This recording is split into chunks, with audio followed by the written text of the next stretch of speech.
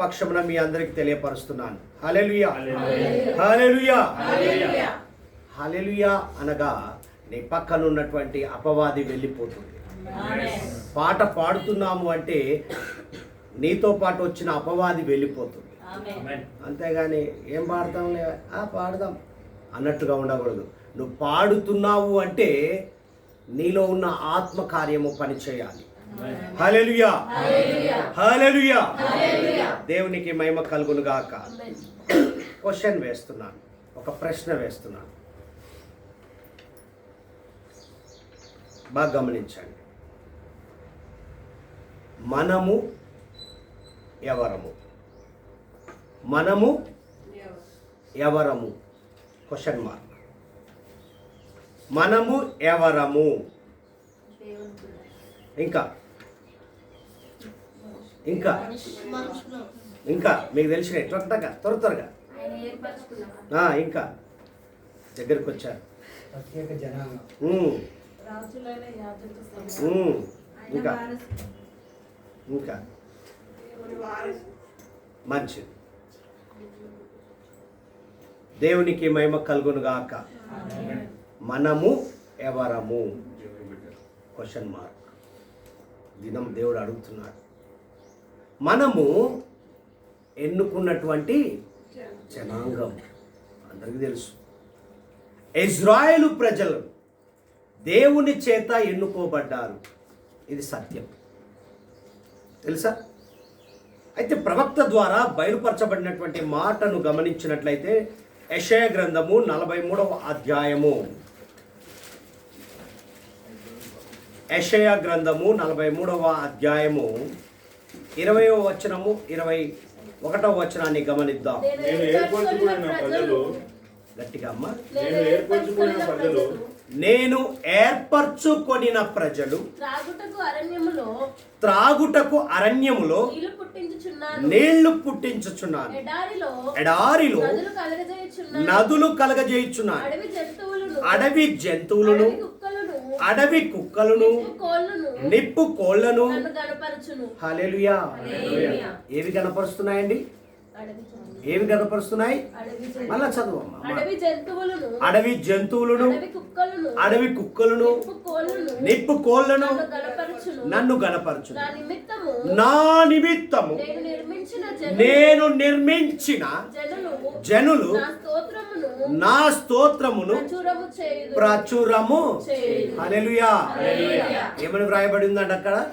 ప్రవక్తకు యెహోవా దేవుడు బయలుపరిచిన మాటను గమనించండి. అక్కడ వ్రాయబడిన మాట, నా నిమిత్తము నేను నిర్మించిన జనులు నా స్తోత్రమును ప్రచురము. మనం ఎవరిమి? ఆయన ఎన్నుకోబడ్డ జనం. అయితే మనం ఏం చేయాలంట? ఏమంటున్నాడు అక్కడ? నా నిమిత్తము నేను నిర్మించిన జనులు నా స్తోత్రమును ఎక్కడ చేయాలి? ప్రచురము. ఎక్కడ చేయాలండి? సర్వలోకానికి వెళ్ళి సర్వ సృష్టికి ఆయన మందిరంలోనికి వచ్చి నువ్వేం చేయాలి? ఏం చేయాలి? ఏదో యథావిధిగా ఆచారంగా ఆనవాయితీగా రావాలి. హల్లెలూయా హల్లెలూయా ఆమేన్. ప్రైజ్ లార్డ్ ప్రైజ్ లార్డ్ వెళ్ళిపోవడం. ఏమి చేయమని అడుగుతున్నాడు దేవుడు? ప్రచురము. అందుకే మొదటి వచనంలో మాట్లాడతాడు 43వ అధ్యాయంలో, అయితే యాకోబు నిన్ను సృజించిన వాడగు యెహోవా, ఇజ్రాయేలు నిన్ను నిర్మించిన వాడు ఇలాగు సెలవిచ్చుచున్నాడు, నేను నిన్ను విమోచించి ఉన్నాను, భయపడకుము, పేరు పెట్టి నిన్ను పిలిచియున్నాను, నీవు నా సొత్తు. హల్లెలూయా. ఏమంటున్నాడండి? ఎవరైనా ఇలాగా మాట్లాడగలరా? నీవు నా సొత్తు అంటున్నాడు.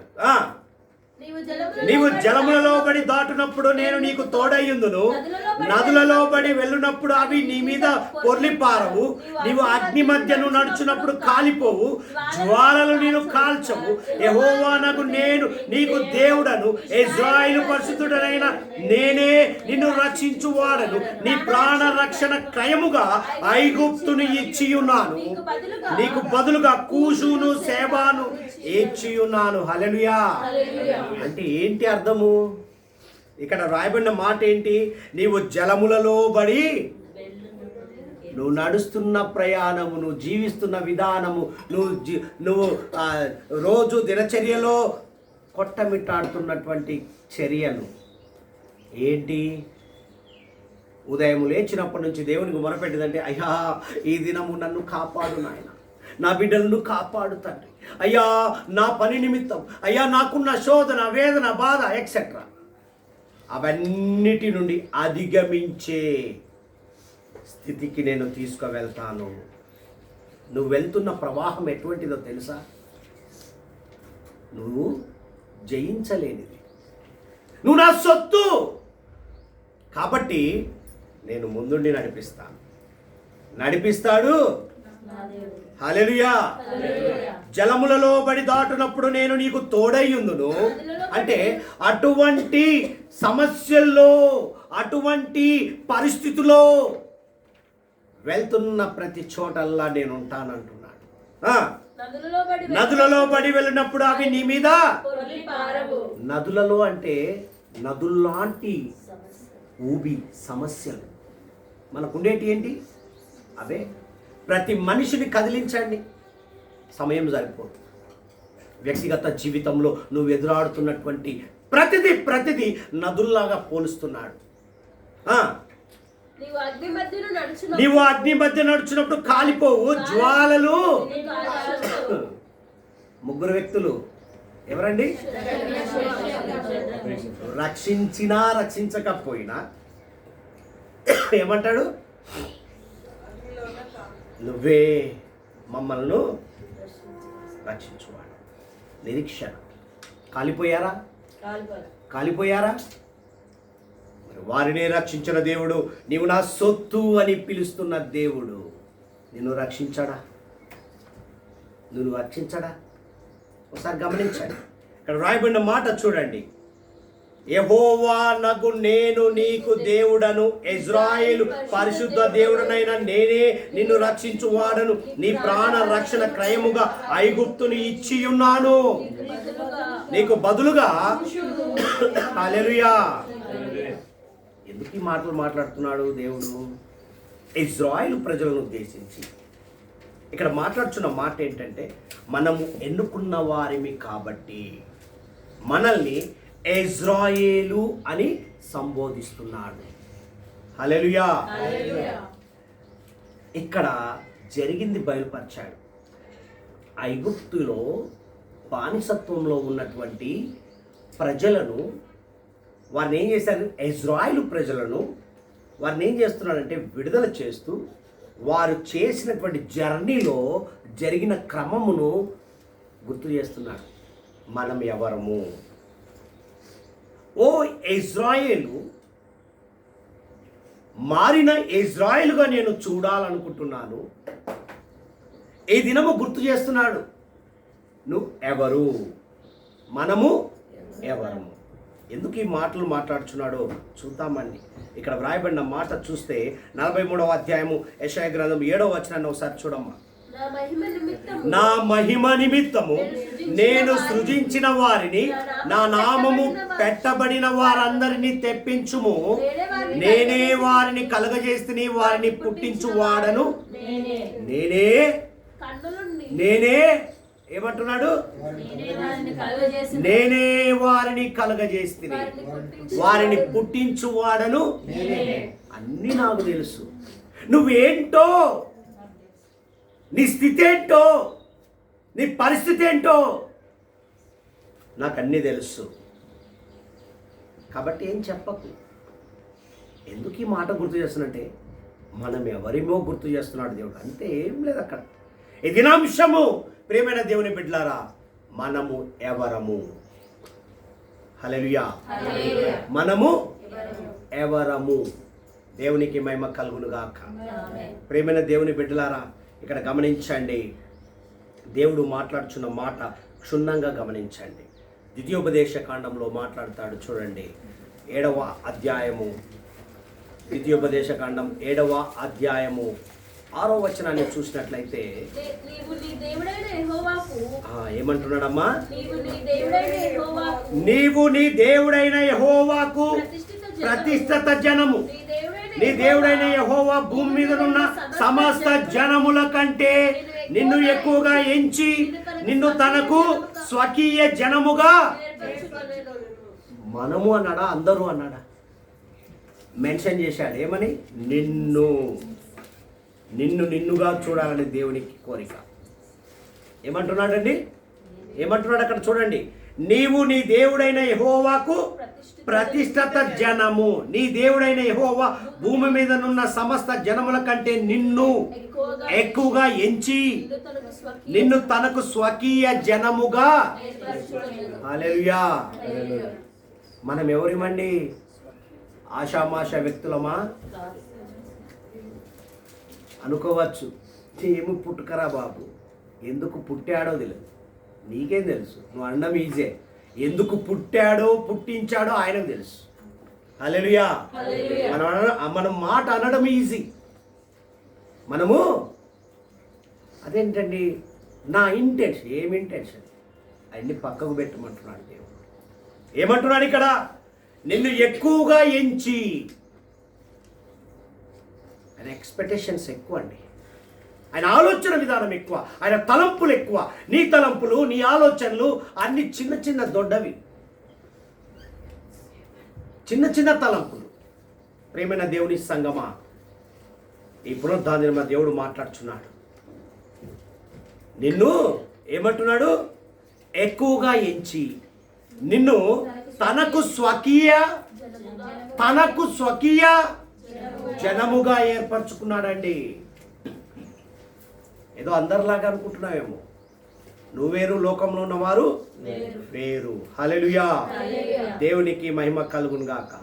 కాబట్టి మనం ఇక్కడ ఎందుకున్నాము? మంచిదండి, ఆయన ఏర్పరచుకున్న బిడ్డలం కాబట్టి వచ్చాం. మనం ఇక్కడ ఎందుకున్నాం? మందిరం. హల్లెలూయా. ఆయనను ఏం చేస్తున్నాం? ఆరాధించడానికి వచ్చాము, స్తుతులు చెల్లించడానికి కొరకై వచ్చాము. హల్లెలూయా. దేవునికి మహిమ కలుగును గాక. ఇక్కడ గమనించండి, మనము స్తుతులు చెల్లించటం కొరకే వచ్చాము. ఎంత అద్భుతం అండి. మనము ఎవరము? బాగా గమనించండి. నేను అడుగుతూ ఉన్నాను, చివర్లో అడుగుతాను. మనము ఎవరము? అందరూ తెలుసు, ఆయన ఏర్పరచుకున్న బిడ్డలమండి. ఆయన నిన్ను ఎంచుకొని తక్కువగా చేయకుండా ఎక్కువగా చేశాడు, స్వకీయ జనముగా చేశాడు. ఎంత చక్కగా చేస్తున్నాడు. బాగా గమనించండి ప్రియమైన దేవుని బిడ్డలారా. ఈ దినము గమనించండి, మరలా అడుగుతున్నాడు దేవుడు. పండుగ కూర్చోబెట్టండి. దేవునికి మహిమ కలుగును గాక.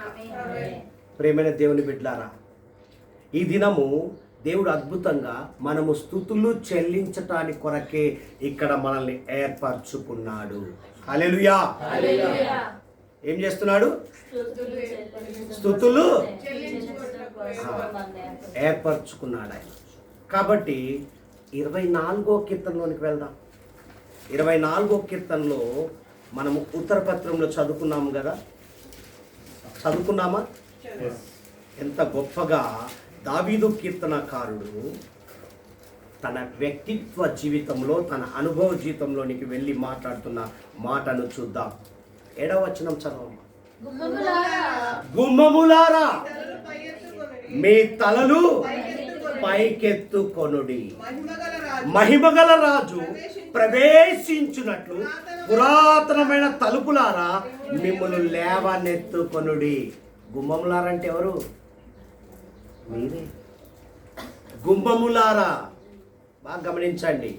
టీచర్సు స్కూల్లో కాలేజీలో చెబుతున్నప్పుడు మనం కిందికి వేసి ముఖం ఇలా పెట్టినప్పుడు ఏమంటారండి? రే వింటున్నావా అంటే తల కిందికి వేసావా అంటే అర్థము ఆయన మందిరములో నువ్వు స్తుతిస్తూ ఆరాధించడానికి వచ్చినప్పుడు నీ తలను ఇలా వేసావు అంటే అర్థం ఏంటి? ఆయన స్తుతించడం లేదా. అందుకే అంటున్నాడు, గుమ్మములారా, నేను ఏర్పరచుకున్న బిడ్డలారా, స్వకీయ జనముగా ఏర్పరచుకున్న బిడ్డలారా.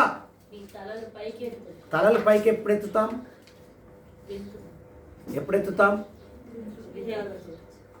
ఒక లైఫ్లో ఒక యాంబిషన్ నెరవేర్చుకున్నప్పుడు ఏం చేస్తాం? నన్ను తల్లిదండ్రులు ఏమంటారు? నన్ను మరి దేవుడు కూడా ఆలోచిస్తాడు. నిన్ను నువ్వు ఆలోచించుకుంటున్నావు. నీకు పుట్టిన బిడ్డల విషయంలో, నీకు కలిగిన దాంట్లో నువ్వు తల ఎత్తుకోవాలని ఆలోచించినప్పుడు నిన్ను స్వకీయ జనముగా ఏర్పరచుకున్న మహిమగల తండ్రి ఆలోచన ఎలా ఉంటుందండి? ఆయన దగ్గరికి వచ్చినప్పుడు ఎలా ఉండాలి? తలలు ఎత్తుకున్నా. అంటే తలలు ఎత్తుకోకుండా ఉండడం కారణం ఏంటి? మనలో ఏదో మిగిలిపోయింది. అవన్నీ గేటు బయటనే వదిలిపెట్టమన్నాడు దేవుడు. హల్లెలూయా. గుమ్మములారా, మీ తలలు పైకెత్తుకుని మహిమగల రాజు ప్రవేశించినట్టు పురాతనమైన నీ దీర్ఘకాలిక సమస్యలన్నీ వదిలిపెట్టుమంటున్నాడు. ఆయన ప్రవేశిస్తున్నాడు నీ హృదయంలోని. ఆయన సన్నిధి ఇది కాదు. సన్నిధి 4 గోడలు కాదు, మనం అందరం కలుసుకోవడం కాదు. సన్నిధి, నీ సన్నిధి ఎక్కడుంది? నీ హృదయంలో. హృదయమే ఆలయం. ఆ ఆలయంలో ఆయన నివసించున్నాడు కాబట్టి ఆయన అంటున్నాడు, మహిమగల రాజు ప్రవేశించున్నట్టు పురాతనమైన తలుపులారా మిమ్మును ఇంకా అంటున్నాడు, లేవనెత్తుకొనుడి. హల్లెలూయా. మహిమగల రాజు. మహిమగల ఈ రాజు ఎవడు? Question mark. చదువుతున్నారు, క్వశ్చన్ మార్క్. క్వశ్చన్ వేస్తున్నాడు. ఎవరిని? మనం ఎవరము? క్వశ్చన్ మార్క్ కనపడుతున్నాం దేవునికి. హల్లెలూయా. మహిమగల ఈ రాజు ఎవడు? బలశౌర్యములు గల యెహోవా, యుద్ధశూరుడైన యెహోవాయే. ఎవరండి? ఎవరంట? బలశూరుడైన యుద్ధము, నీ పక్షమున యుద్ధము చేయగల శూరుడు. అందుకే తలెత్తమంటున్నాడు. నేనున్నాను బిడ్డ, నువ్వు ఎప్పుడు తల దించుకునేటట్టుగా నేను చెయ్యను. నువ్వు చేస్తావేమో కానీ నేను నిలబెడతా. తలనెత్తు నాయన. ఎంత రిక్వెస్ట్ అంటున్నాడు? హంబుల్ రిక్వెస్ట్ అంటున్నాడు. తలెత్తు బిడ్డ. తల ఎత్తుకునేవాడిగా నేను ఉంచాను. నేను స్వకీయ జనముగా నిన్ను ఏర్పరచుకున్నాను. నేను ఎక్కడ తక్కువ చేయలేదు అంటున్నాడు. హల్లెలూయా. చూడండి ప్రేమైన దేవుని సంగమా, గుమ్మములారా, మరలా అంటున్నాడు, మీ తలలు పైకెత్తుకొనుడి పురాతనమైన తలుపులారా. ఏ తలుపులు? మూయబడ్డ తలుపులు. ఇదిగో నేను తలుపు ఎద్ద ఉండి ఎవరైనా నా స్వరము విని గైకొని మహిమగల రాజు వస్తానంటున్నాడు. హల్లెలూయా. దేవునికి మహిమ కలుగును గాక. చూడండి, మహిమగల రాజు ప్రవేశించున్నట్లు మిమ్మును లేవనెత్తుకొనుడి. హల్లెలూయా. మహిమగల రాజు. ఈ రాజు ఎవడు? సైన్యములకు అధిపతియగు యెహోవాయే. ఆయనే ఈ మహిమగల రాజు. 2 పర్యాయములు చెప్పాడు. ఎన్నిసార్లు చెప్పాడు? ఒకసారి మర్చిపోయావు, నిద్ర మేలుకో. ఇంకొకసారి చురుకుగా, నాయనా జో కొడుతున్నావా? జో కొడుతుండా? చెంప చెల్లుగా కొట్టినట్టుగా మాట్లాడుతున్నాడు. నిద్రపో, పిల్లోడండి, జో కొడతా. జో కొట్టడానికి వచ్చేది ఇక్కడికి. చిన్నోడండి, స్కూల్లో చేస్తావాలా? చెప్తున్నాను, క్రమశిక్షణ. పిల్లలకే కాదు, మనకు కూడా చెప్తున్నాడు. అలసిపోయాడండి, చర్చిలో రిలాక్స్ చేసుకుని ఇంట్లో ఉండు. ఎందుకు వచ్చావు? జాగ్రత్త. దేవుడు సూటిగా మాట్లాడుతున్నాడు. మనం ఎవరిమి? అందుకే మాట్లాడుతున్నాడు. అందుకే నీతో వినగలవాడివి కాబట్టి నీతో మాట్లాడుతున్నాడు. వినలేదనుకో, ఎందుకు మాట్లాడితే ఎందుకు చెప్తారు? చెబితే వినేవాడికి చెప్తామండి, విననోడికి మనం చెప్పిన వర్డ్. హల్లెలూయా, దేవునికి మహిమ కలుగును గాక. ప్రియమైన దేవుని సంగమా, ఇక్కడ పదే పదే గుర్తు చేస్తున్నాడు. మహిమ అనగా ఐశ్వర్యములు కలిగిన వాడు ఎవరై అంటే యేసు క్రీస్తు ప్రభువారే. ఆయన కలిగి ఉన్న మనం ఐశ్వర్యవంతులం. జాగ్రత్త. ఏందండి మన పరిస్థితి? ఎప్పుడు వస్తుంది? నిరీక్షణే లేదు. ఐశ్వర్యం కలిగిన దేవుని కలిగి ఉన్నావు. అది తెలియకనే మనం ఎవరో తెలియట్లే మాట్లాడుతూ పోతున్నాం. నా స్థితి, నా దరిద్రం అండి పుట్టినప్పటి నుంచి. నిన్ను పుట్టించిన వాడు ఎవరో తెలుసుకున్నావా? ఫస్ట్ నిన్ను నిర్మించిన వాడు ఎవరో తెలుసుకున్నావా? తెలియకనే మాట్లాడుతున్నావు. దరిద్రం దరిద్రం అని నీ నోట విత్తుతూ ఉంది. అందుకే ఫలించి అభివృద్ధి కనబడటం లేదు. హల్లెలూయా, దేవునికి మహిమ కలుగును గాక. మహిమ అనే మహాద్వారము, బాగా గమనించండి, మహిమ అనే మహాద్వారము నేను తెరవబోతున్నాను అంటున్నాడు. హల్లెలూయా. ఏం తెరవబోతున్నాడు అని ఇక్కడ చూపిస్తున్నాడు. ఈ 7 నుంచి 10 వచనాల్లో మహిమ అనే ద్వారం తెరవబోతున్నాను, ఆ ద్వారంలోనికి మీరు ప్రవేశించండి అంటున్నాడు. హల్లెలూయా. దేవుని యొక్క విశ్రాంతి బాగా గమనించండి. సుఖం మనకు లభిస్తుంది. ఆయన విశ్రాంతి సుఖాన్ని మనకి ఇవ్వబోతున్నాడు. ఆ మహిమగల రాజు ప్రవేశములో ఇవన్నీ ఆయన మనతో నివసిస్తున్నాడు. అంటే ఆయన ఏ విధంగా ఉంటాడో ఆ విధంగా మనం ఉంటాం. అంతేగాని ఒకడు వచ్చాడు అంటే వాని దరిద్రత మనకు తగులుకొని వానిలోనికి మనం వెళ్ళడం కాదు. వచ్చాడా మనం నేర్చుకున్నట్టే. హల్లెలూయా, దేవునికి మహిమ కలుగును గాక. ప్రియమైన దేవుని సంగమా, ఈ మధ్యాహ్న సమయంలో, ఈ పునరుద్ధాన సమయంలో మాట్లాడుతున్న దేవుని గమనించండి. ఎంత చక్కగా మాట్లాడుతున్నాడు.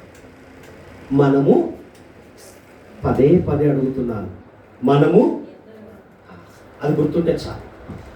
దేవునికి మహిమ కలుగును గాక. అదేంటండి మనం ఎవరు అంటారు? నేనెవరో తెలుసా? మై కోనో మాలు, మా నాన్న ఎక్సెట్రా అంటే ఇంటి పేరుని చెప్పి వంశం పెద్దది అన్నట్టుగా చెప్తా. నీ వంశానికంటే పెద్దది ఏంటో తెలుసా? మహిమ గల రాజు. ఆ రాజు లేకపోతే నువ్వెవరో నేనెవరో. హల్లెలూయా. పౌలు భక్తుడు హెబ్రీ సంఘంతో మాట్లాడతాడు. చూడండి 4వ అధ్యాయము 1వ వచనంలో వ్రాయబడిన మాటను గమనించండి. ఆయన యొక్క విశ్రాంతిలో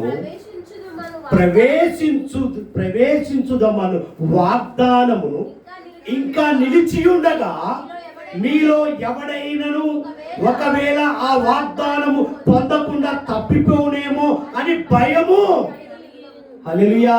ఓ హెబ్రీయుల సంఘంలో ఉన్న విశ్వాసులారా, విశ్వాస వీరులారా, పౌలు భక్తుడు చెప్తున్నాడు. అయ్యా ఏమంటున్నాడు? ఆయన యొక్క విశ్రాంతిలో ప్రవేశించుదామను వాగ్దానం ఇంకా నిలిచి ఉండగా మీలో ఎవడైనా ఒకవేళ ఆ వాగ్దానం పొందకుండా, అందుకే గుమ్మములారా ఆ తలుపులు తెలుసుకోండి. మంచి మెమొరీ పవర్ ఉంది అందరికి. హల్లెలూయా అంటే వింటున్నారని అర్థం.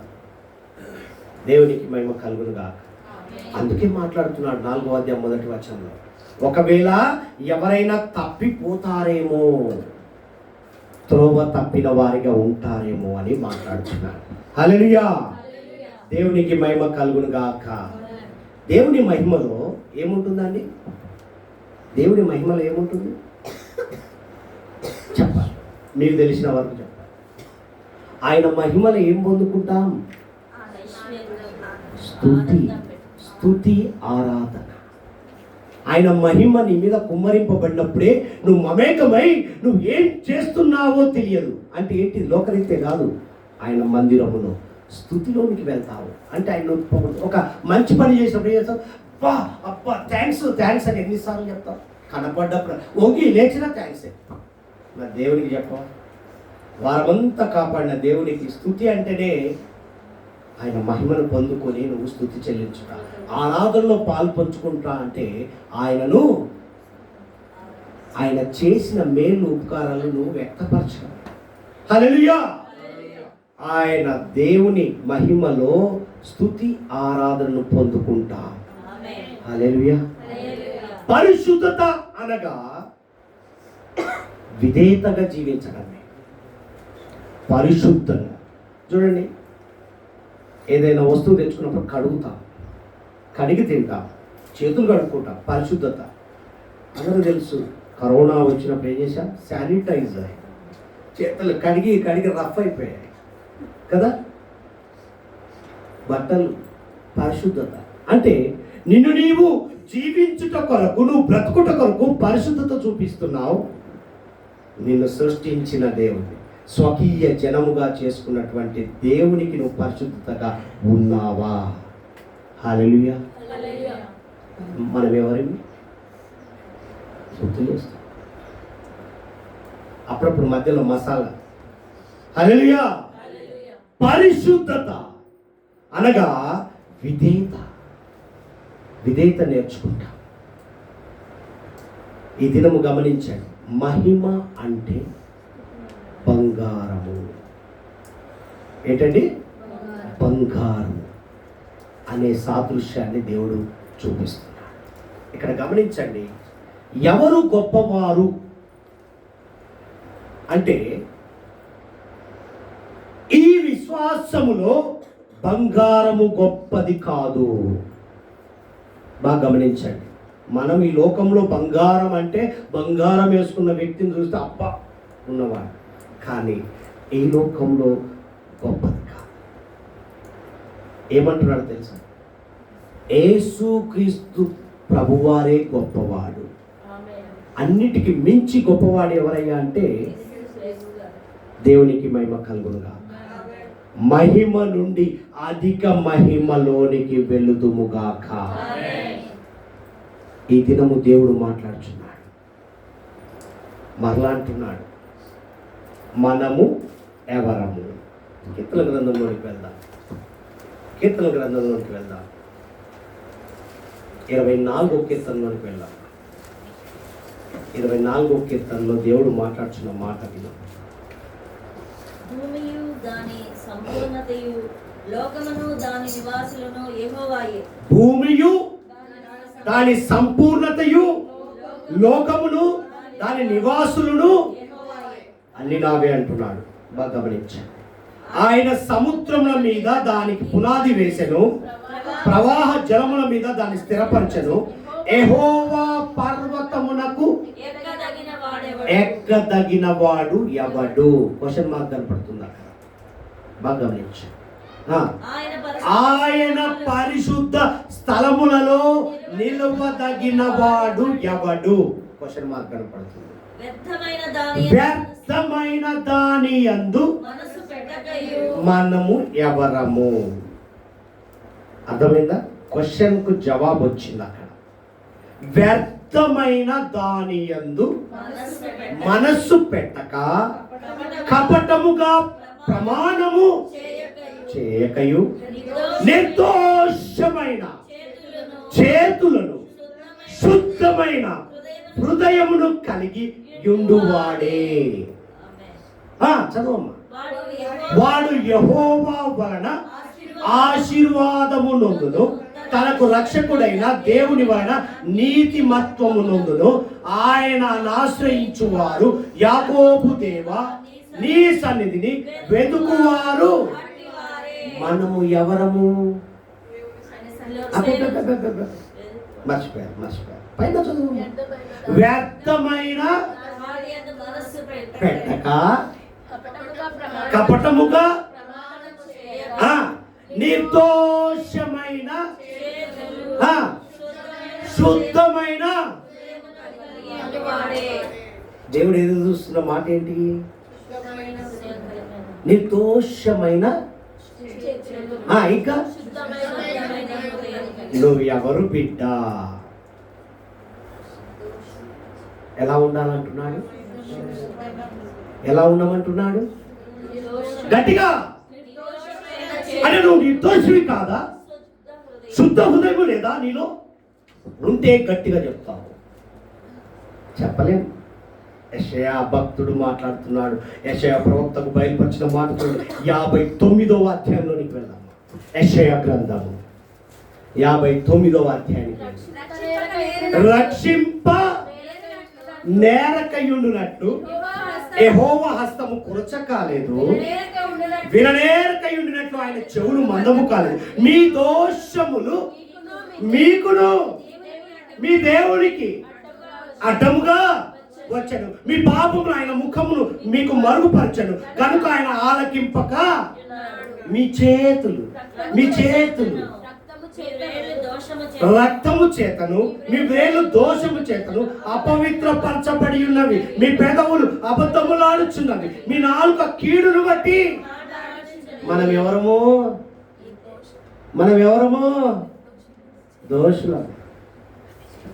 దోషులమండి. అడ్డుగా ఉన్నాయంట. అవి తొలగించుకొని 24వ కీర్తనలో అన్నట్టుగా నిలబడాలి. ఏమంటున్నాడు? మనం ఎవరు? మనకని ఎన్నుకున్న వాళ్ళమండి, ఏర్పరచుకున్న స్వకీయ జనం. భలే చెప్పావు, కాండక్ట్ సర్టిఫికేట్ ఇచ్చావు. కానీ ఈ జర్నీలో దేవుడు చూస్తున్నది ఏంటో తెలుసా? ఏమంటున్నాడు అక్కడ? రండి, మొదటి అధ్యాయంలోనికి వెళ్ళండి. మొదటి అధ్యాయం యెషయా గ్రంథం 1వ అధ్యాయం 18వ వచనం చూస్తే అక్కడ చూడండి వ్రాయబడిన మాట. ఇక్కడ చూడండి 14వ వచనం 15వ వచనం నుంచి, మీరు మీ చేతులు చాపినప్పుడు మిమ్మల్ని చూడక నా కన్నులు కప్పుకొందును, మీరు బహుగా ప్రార్థన చేసినను వినను, మీ చేతులు రక్తముతో నిండి ఉన్నవి, మిమ్మల్ని కడుక్కొని శుద్ధి. మీ దుష్క్రియలు నాకు కనబడకుండా వాటిని తొలగింపుడి, కీడు చేయక మానుడి, మేలు చేయ. మనం ఎవరమో? ఉదయం లేచినప్పటి నుంచి తిట్టి ప్రభా క్షమించు నాయన, అబ్బా. మనం ఎవరము? గుర్తు చేస్తాం. నెంబరు వేస్తున్నాడు అక్కడ. మీ దుష్క్రియలు నాకు కనబడకుండా వాటిని తొలగింపుడి. హల్లెలూయా.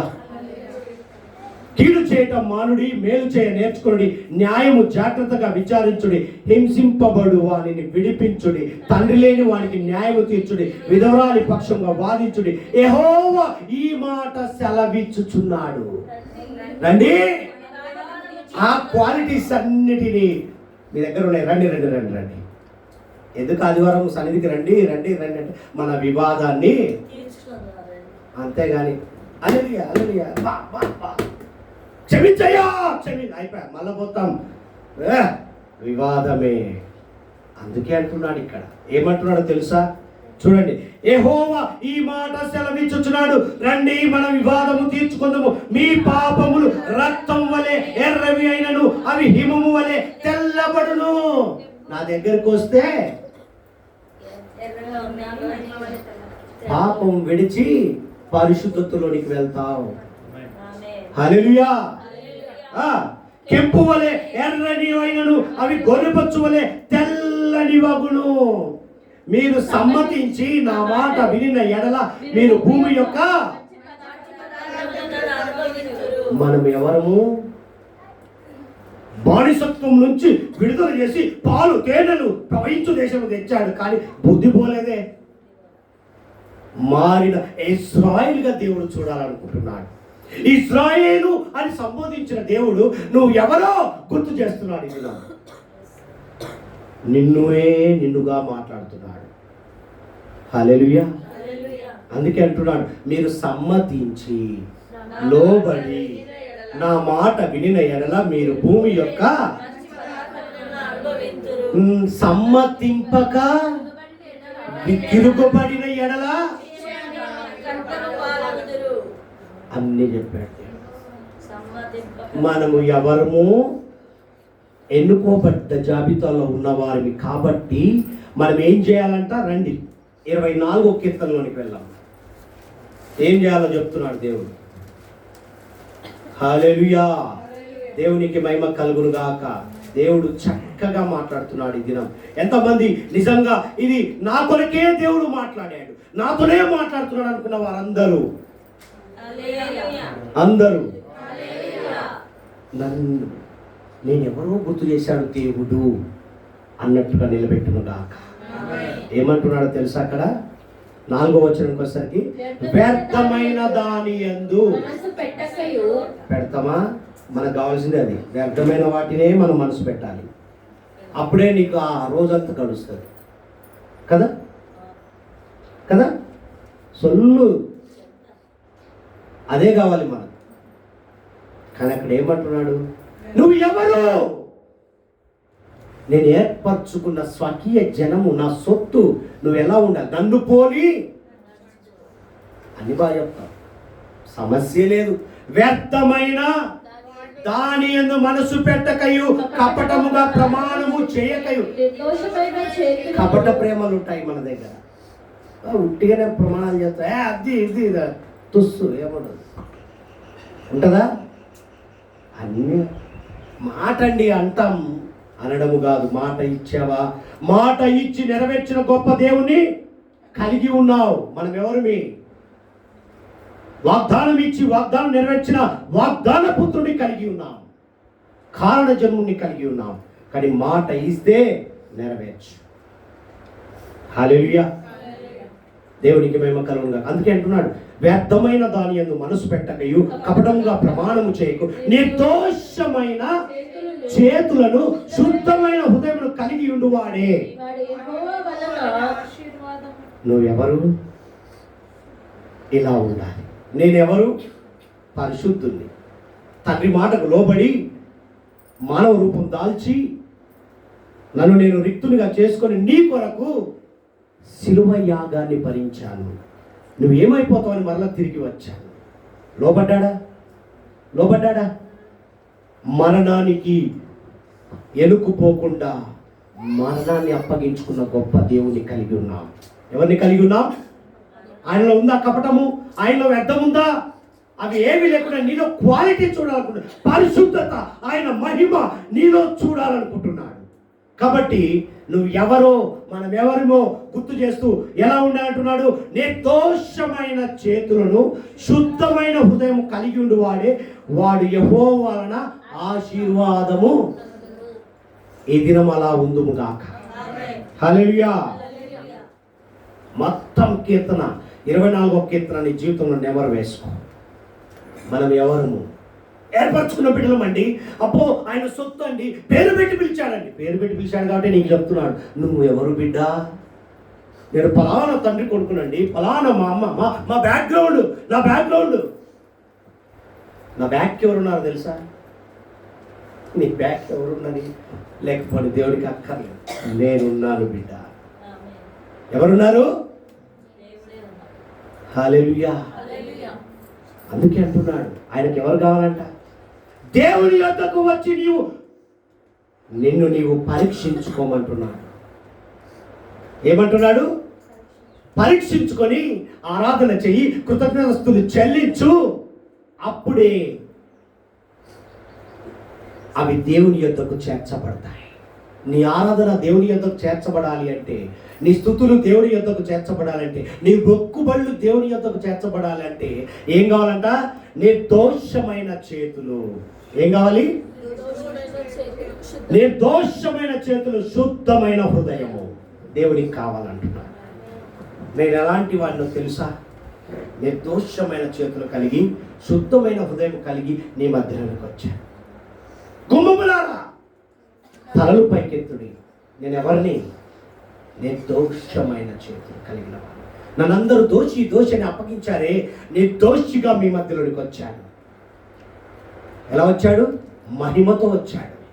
ఆ మహిమ మీలో చూడాలనుకుంటున్నాను అంటున్నాడు. దేవునికి మహిమ కలుగునుగా. నన్ను జ్ఞాపకం చేసుకున్నాడు అంటే ఏంటో తెలుసా? నిర్దోషమైన చేతులు, శుద్ధ హృదయము. జ్ఞాపకం చేసుకో. నువ్వు ఆరాధిస్తున్నావే, నువ్వు స్తుతులు చెల్లిస్తున్నావే, మనం ఎవరో తెలుసుకోకుండా గురుట్టిగా ఆనవాయితీగా ఆచారంగా మనం ఆరాధిస్తున్నాం, స్తుతిస్తున్నాం, గణపరుస్తున్నాం. నువ్వు ఎవరో తెలుసుకొని ఈ దినము స్వకీయ జనము ఏర్పరచుకున్న బిడ్డవు. నీ సొత్తు నా సొత్తు అని పిలుచుకున్నాడే దేవుడు. ఏంటయ్యా వదిలేశాడు అనుకుంటున్నావా? ఆయనకు అడ్డుగా కనపడుతున్నాయి. రక్షింపక నేరకయ్యున్నట్లు నా చేతులు విననేరకుండా ఉన్నట్లు నా చెవులు. నువ్వు ఎన్ని చెప్పురా నేను వినను. మన డైలాగ్ ఎవరినంట? నువ్వు కని పెంచిన బిడ్డలనంట. మరి సృష్టించిన సృష్టికర్త, నిర్మించిన వాడు అనడా గుర్తు చేస్తున్నాడు ఈ దినం. ఏమని గుర్తు చేస్తున్నాడు తెలుసా? నీ చేతులు ఎలా ఉండాలి? నిర్దోషమైన చేతులు, పరిశుద్ధమైన. ఆయన కావాల్సింది అడుగుతున్నాడు. దావీదు కీర్తనకారుడు తన జీవితంలో వ్యక్తపరిచిన మాట, దేవునికి బయలుపరుచిన మాట చూడండి. నిర్దోషమైన చేతులను, శుద్ధమైన హృదయం కలిగి ఉండువాడే ఆయన ద్వారా బ్లెస్సింగ్ పొందుకుంటాడు. ఆయన ద్వారా సమస్తం ఐశ్వర్యం గిన్నె నిండి పొర్లే విధంగా ఐశ్వర్యం పొందుకుంటాడు. బ్లెస్సింగ్ ఎవరు ఆపలేరు దాన్ని. అది కాకుండా ఏడ్చి ఏడ్చి ఏడ్చి కొట్టి కొట్టి బండలు అరిగిపోవడమే తప్ప, గోడలకు మరకలే తప్ప, ఖాళీ అచ్చులే తప్ప, మోకాళ్ళు ఇవన్నీ కాయలు అయి కాదండి. నిర్దోషమైన చేతులు, నిండు పరిశుద్ధ హృదయం కావాలి. అది లేకుండా నువ్వు ఎంత కన్నీరు గార్చినా, ఎంత మోకాళ్ళ చూడండి. నా అనుభవం మోకాళ్ళ మచ్చ అని ఒక దైవజనుడు నాకు చూపించాడు. నాకు లేదండి మచ్చ, నాకు అనుభవం లేదు. నీకు ఇచ్చాడేమో, కానీ నిర్దోషమైన హృదయం కావాలి. నిర్దోషమైన చేతులు కలిగి పరిశుద్ధ హృదయం కలిగి ఉన్నప్పుడే ఆయన గమనిస్తాడు. నువ్వెంత గంటలు గంటలు ప్రార్థన చేసినా వ్యర్థమే. ఏమంటాడు పైన చూడండి, అక్కడ వ్యర్థమైన దాని యందు మనసు పెట్టకయు, కపటముగా ప్రమాణము. వ్యర్థమైన దాన్ని మనసు పెడుతున్నారేమో ప్రియ సంగమా, ఈ దినము దాన్ని వదిలే. గుమ్మములారా తలలు పైకెత్తుడి, మీరు నా స్వకీయ జనము, నా సొత్తు. కాబట్టి మీరు నిర్దోషమైన చేతులు కలిగి ఉంటారు, శుద్ధ హృదయం కలిగి, నిండు హృదయం కలిగి ఉంటారు అని దేవుడు నిరీక్షణ కలిగి ఎదురు చూస్తున్నాడండి. మనం కాదు నిరీక్షణ, దేవుడే నిరీక్షణతో ఎదురు చూస్తున్నాడు. నా బిడ్డ ఎప్పుడు నిర్దోషమైన చేతులు కలిగి ఉంటుంది, నా బిడ్డ ఎప్పుడు పరిశుద్ధ హృదయం కలిగి ఉంటుంది, శుద్ధ హృదయం కలిగి నన్ను ఆరాధిస్తుంది, స్తుతిస్తుంది. నేను జవాబు ఇవ్వాలి. అప్పుడే నీవు జవాబు పొందుకొని ఆశీర్వాదంలోనికి వెళుతువు గాక. ప్రియమైన దేవుని సంగమా, నిర్దోషమైన చేతులు, శుద్ధమైన హృదయం అంటే ఏంటో తెలుసా? మనం ఎవరేమో గుర్తు చేస్తున్నాడు. పునరుద్ధరణ దినం అంటే భయం భక్తి లేదండి. మీరేమని అనుకోండి, వింటున్నవారు చూస్తున్నవారు వచ్చిన వారందరూ గమనించండి. పునరుద్ధరణ దినానం అంటే ఒక భయం భక్తి కలిగి ఉండాలి. స్కూల్కి వెళ్తాం, కాలేజీలకు వెళ్తాం, ఆఫీసులకు వెళ్తాం, సొంత పనులకు వెళ్తాం. షార్ప్ 4 గంటలకు ఉండాలంటే 4 గంటలకు నువ్వు తినవా కడుక్కుంటావా ఏం చేసుకోవడం తెలియదు, వెళ్ళిపోతావు. బా టెన్షన్గా 3:45కే ఉన్నానండి. ఈ లోక నాకు అడ్డుగా ఉన్నాయి. దేవుడు అడుగుతున్నాడు, ఆ అడ్డు తెర చినిగిపోవును గాక. శుద్ధ హృదయం కలిగి ఉన్న వారు ఎలా ఉంటారో తెలుసా? దేవుని స్తుతించాలని చెప్పి ఆశ కలిగిన వారు ఏం చేస్తారో తెలుసా? ఆదివారము పని కల్పించుకున్న వాడు దోషి. ఇంకేం మాట చెప్పండి. ఆదివారమే పనులు కల్పించుకుంటారు చాలామంది. ఆదివారము నీకు ఎంత సంపాదించిన వ్యర్థమే, చినిగిపోయిన సంచిలో వేసినట్టు. ప్రాక్టికల్ లైఫ్లో నేను సంపాదించిన సంపాదన గురించి మీకు చెప్తున్నాను.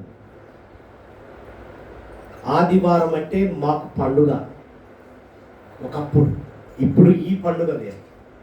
నేను దేవుణ్ణి అడుగుతుంటాను, ప్రతి పునరుద్ధరణ పండుగలాగా జరిపిస్తున్నావయ్యా. టైమే తెలియదు.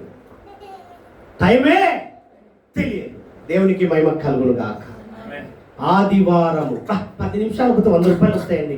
ఇట్లా పోయి వచ్చేస్తా. దేవుడేగా. 100కు 100 పోగొట్టుకుంటా. ప్రాక్టికల్గా చెప్తున్నాను. నువ్వు అనుకోవచ్చు సంపాదించాడు, ఆదివారమే ఎక్కువ వస్తుంది, ఆదివారమే పనులు అవుతాయి.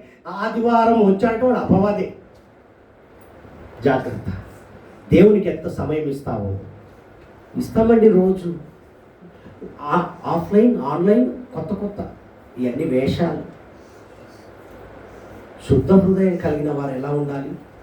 నిర్దోషమైన చేతులు కలిగి ఉండాలంటే వ్యర్థమైన వాటి జోలికి పోకూడదు. అది వ్యర్థం. ఆదివారం అది నాకు వ్యర్థమే. మాంసం కాదు, చికెన్ కాదు, దేనికి పో. బట్టలు ఉతుకుడు జాగ్రత్త. స్త్రీలు ఆదివారం బట్టలు పెట్టుకోవడం. నేను చెప్తానే ఉంటా పాస్టమ్మ, ఆదివారం బట్టలు పెట్టకు, తిండి పెట్టకు. ఒక పూట మనం కడుపు మార్చుకోలేమా దేవుడి కొరకు? చెప్తున్నాను నేను. ఎందుకు ఈ మాటలు చెప్తున్నానంటే ఆయన మన హృదయంలో నివసించాలంటే గ్యాప్ ఉండాలి. డెర్రగా భేవ్ అనుకుంటే దేవుడు ఆడి చూస్తాడు. డోర్ కొట్ట నిద్రలో ఉంటాం, ఏడదీస్తాం. అదే బుద్ధి గల బుద్ధి లేని అన్ని బాగా చెప్తాం. చెప్పే వారిగా ఉన్నాం, చెప్పించుకునే వారిగా మనం ఉండకూడదు. హల్లెలూయా. కాబట్టి పునరుద్ధాన దినమున బాగా గమనించండి, 9:30 గంటలకు ఆరాధనలో గడిపే వాళ్ళే ధన్యులు. ఎంతమంది వస్తామంటారు చెప్పండి. ఇది ఖచ్చితంగా ఏమడుగుతున్నాడో తెలుసా? కపటముగా ప్రమాణము ఎవరు చేస్తున్నారు?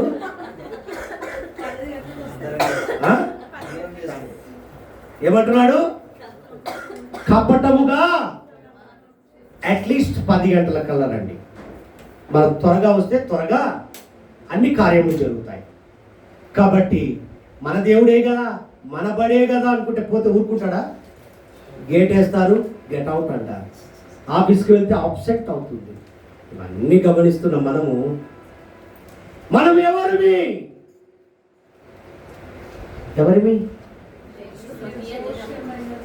చేతులు శుద్ధమైన హృదయం కలిగిన దేవుణ్ణి కలిగిన వారము. కాబట్టి క్రమశిక్షణలోనికి వెళ్దాం. ఆయన ఎంత క్రమశిక్షణగా ఉన్నాడో మనం కూడా క్రమశిక్షణ పాటిద్దాం. మనం ఎవరో తెలుసుకున్నాం కదా. కాబట్టి పునరుద్ధాన పండుగలో నువ్వు ఉండాలి అంటే 10 గంటలకు ఆరాధనకు వస్తే నువ్వు 12:30 గంటలకు ఇంటికి వెళ్తావా? లేటుగా వస్తే లేటుగా పంపిస్తారు కూలి ఆఫీసులో, అవునా? కాబట్టి అదే క్రమము దేవునికి ఇష్టం లేదు. దేవునికి మహిమ కలుగును గాక. దేవుడి మాటలు దీవించును గాక. మనం ఎవరిమో తెలుసుకున్నాం కదా. ఎవరిమండి? మరలా నిర్దోషమైన కలిగిన దేవుణ్ణి కలిగి ఉన్న వారము. కాబట్టి గమనించండి, అదే ఫాలోఅప్ దేవుడు చూస్తారు. కాబట్టి ఆదివారము 2 గంటల వరకు నా ఫోను వినపడదురా బాబు, కనపడదురా బాబు, ఆ కాన్సెప్ట్లోకి వెళ్దాం. మందిరంలో అడుగు పెట్టామా, మరి చచ్చినా అవసరం లేదు, దేవుడు చూసుకుంటాడు. చచ్చి సాధించేది ఏం లేదు అంటే ఆ డైలాగ్ కాదు. చచ్చినోడు ఎక్కడ పోడు, ఉంటాడు, నువ్వు పోయేదాకా ఉంటాడు. కానీ దేవుడు వెళ్ళిపోతాడు. కాబట్టి గమనించండి, 10 గంటలకు వచ్చావా, 1:30 గంటలకు వెళ్ళిపోయావా, బయటికి వెళ్ళాక సెల్ ఆన్ చేయి. దేవుడు నిన్ను ఏ అడ్డు చెప్పడు. దేవుడు విఫలము కాదు, నీ జీవితంలో సఫలమే, ఫలభరితమే ఉంటుంది. దేవుడికి నచ్చినట్లు చేయి, నీకు మెచ్చినట్లుగా దేవుడు చేస్తాడు. మనం ఎవరినో ఈ లోకంలో ఉన్న అధికారులను వాళ్ళ నేను మెప్పించడానికి ఎన్నో పాటుపడతామే, దేవుణ్ణి మెప్పించడానికి ఏమైనా చేస్తాము? ఒక్కటన్నా క్వాలిటీ ఉందా మన దగ్గర? కపట ప్రమాణాలే, వ్యర్థమైన వాటికి పోతున్నాం. అవి వదులుకోమంటున్నాడు. మనం ఎవరిమో గుర్తు చేస్తున్నాడు. అన్ని బాగా చెప్పాడు. ఫస్ట్ ఏం చేశాడు? బుజ్జగించాడు, జో కొట్టాడు, చంపచెల్లుని అనిపించాడా? నువ్వు సంపాదన ఉరకకు, ప్రాకులాడకు, జాగ్రత్త సుమ. ఆదివారము ఆయనది, నాది కాదు అన్నవారు ఆశీర్వాదంలోనికి వెళుదురుగాక. దేవుడి మాటలు దీవించునుగాక.